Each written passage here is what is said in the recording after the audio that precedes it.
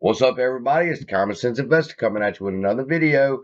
And me and Brenda, hi Brenda, Hi. are sitting here discussing these haircuts because if you're like me, I never heard no shit like this in the stock market. When they said, "Oh, it's the haircut rules," and I'm like, okay, it's time to go figure out what all this is. So now we were sitting here and we were discussing it, and we're going to talk about this in the morning on the pre-market show, but sometimes when I make discoveries like this, I get so excited I can't wait. So, spoiler alert, I'm going to explain to you exactly what this haircut situation is to where somebody like me can understand it. You can too. So, without And further me. ado, we were sitting there talking, and we now know that according to what y'all will see in the morning, the bank has $50,000. Somebody wants to borrow $50,000. They tell them they can have the $50,000. That means it comes $50,000 is subtracted from the bank and sent to wherever the borrower is. In return, they have to put up collateral. In a situation like with us, we would put up a house, a car, or something like that as collateral for a loan from the bank.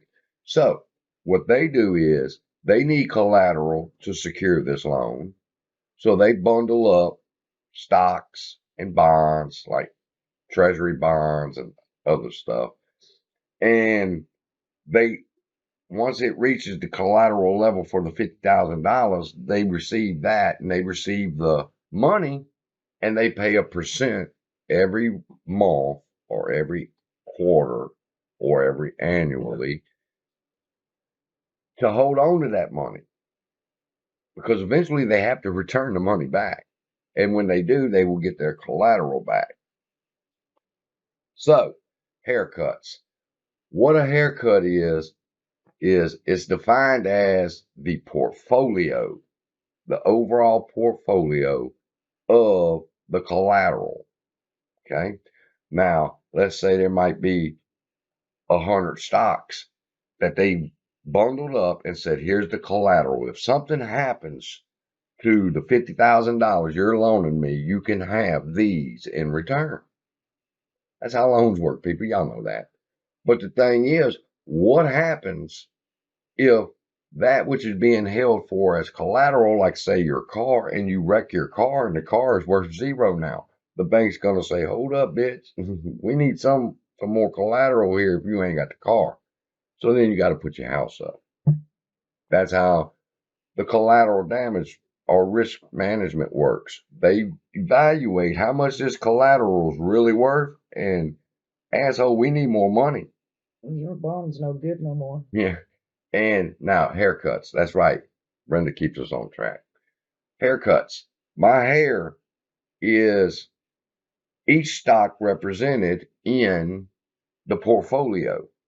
Now, when they say they're going to give a haircut, that means they're going to cut some of these stocks and some of these bonds out of their portfolios as collateral. When they do that, they're going to have to replace that void with new either money or more stocks or bonds that have a higher rating. They have to bring that collateral level back up. But what's happening with this letter that everybody's talking about is this. They went through and they said, this is the 100% haircut, which means when you sit down in the chair and the barber says, how much you want off? You say, take it off the sides. So he cuts and it falls to the floor.